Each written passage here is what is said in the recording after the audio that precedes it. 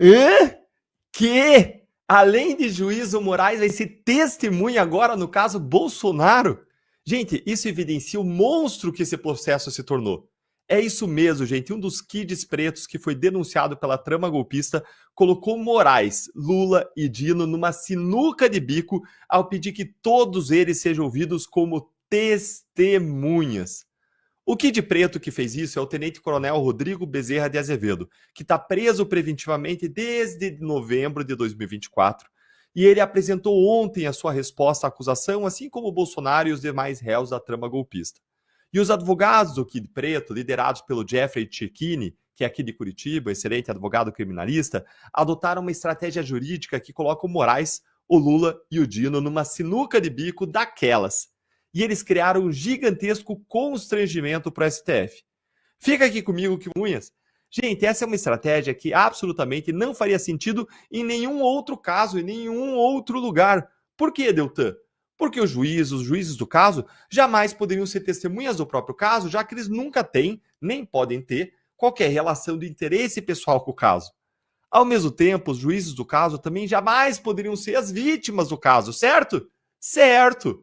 Ao mesmo tempo, os juízes do caso jamais poderiam ser acusadores e investigadores, certo? Certo, mais uma vez. Pois é. Pois agora a estratégia é de alguma das defesas buscar indicar o Dino ou Moraes como testemunhas, é o que eles estão fazendo, para mostrar não só o seu profundo envolvimento no caso, como também a sua total incapacidade de julgar os fatos com isenção e com imparcialidade. Vamos relembrar, gente. Em relação a Moraes, ele era vítima direta do plano Punhal Verde e Amarelo, que seria um planejamento aí de assassinato do Moraes, que teria sido orquestrado aí por Kids Preto, em conjunto com militares, e o Moraes seria sequestrado e morto por militares. Como alguém que sabe que seria morto por desafetos pode julgar com qualquer tipo de isenção as pessoas que planejaram a sua própria morte? Ser isento nessa situação é impossível. Existe aí uma incapacidade humana. Nenhum ser humano vai conseguir separar os sentimentos pessoais de retribuição, de justiça, de retaliação, de vingança, deixando isso de um lado, e separar do outro lado a aplicação técnica da lei penal. Isso é óbvio, é ululante, qualquer pessoa entende isso. Certo, o juiz não pode ser vítima, o juiz também não pode ser acusador e investigador. Mas Moraes é tudo isso.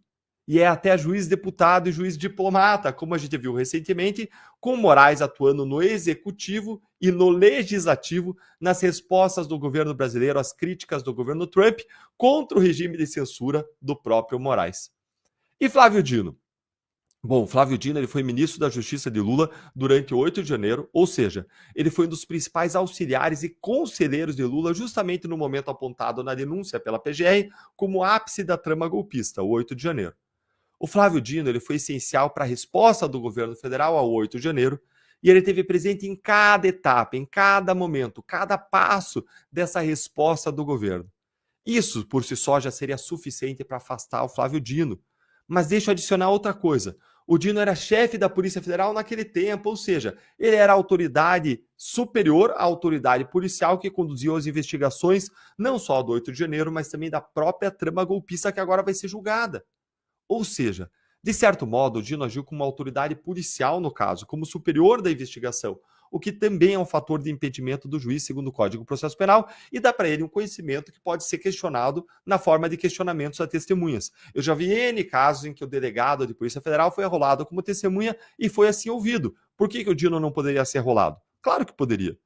Isso sem falar que o próprio Flávio Dino ele é apontado pela oposição como alguém que deveria ser responsabilizado pelo 8 de janeiro por conta da sua omissão, porque ele não usou o destacamento da Força Nacional que estava lá de guarida no Palácio da Justiça.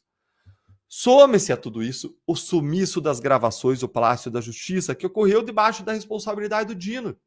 Gente, então Moraes e Dino são pessoas que têm interesse claro no julgamento desse caso por várias razões e que podem ser acusadas, podem ser vítimas ou ainda podem ser testemunhas, podem ser chamadas lá para esclarecer os fatos e que nessa condição jamais poderiam atuar como juízes, julgadores desse caso.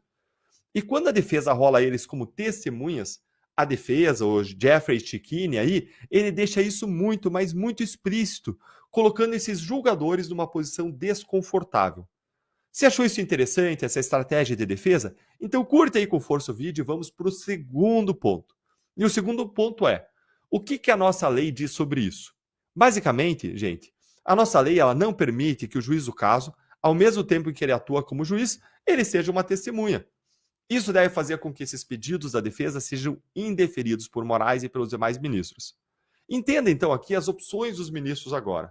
Se o juiz aceitar que ele é testemunha dos fatos, e as defesas têm sim o direito de ter eles como testemunhas, como eu mostrei, estavam envolvidos ali, então essas testemunhas não podem atuar como juízes, não podem julgar os fatos. Eles têm que se declarar impedidos como julgadores e o caso deve ser remetido a outro juiz. Então, a única opção que resta para eles que querem julgar, querem condenar o Bolsonaro a qualquer custo, é outra opção.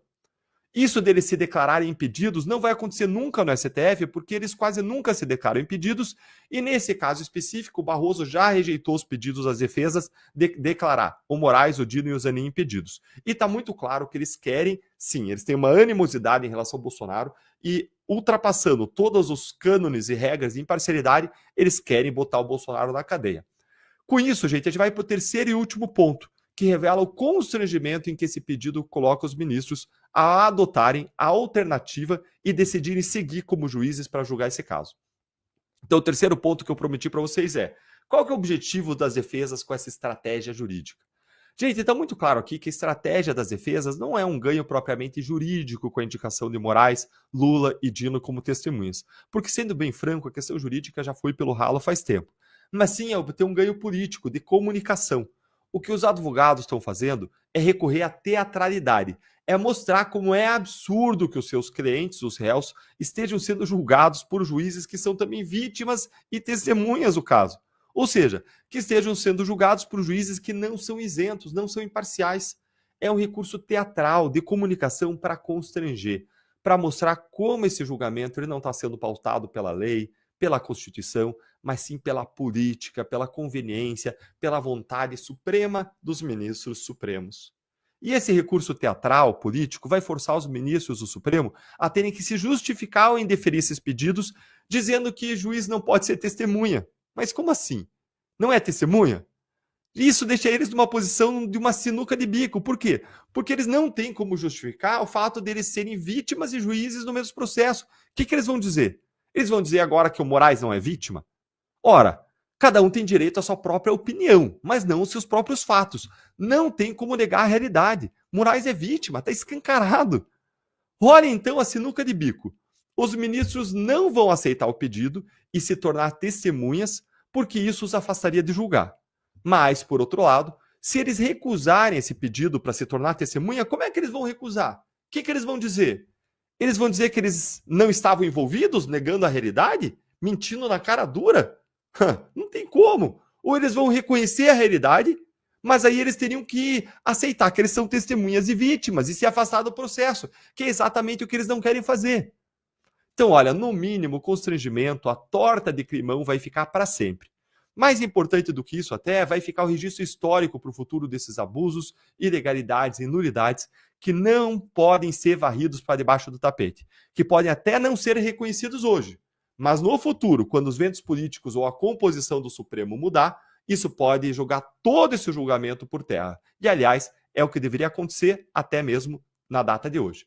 E agora eu quero ouvir a sua opinião. Me conta aí nos comentários o que você achou dessa estratégia dos advogados.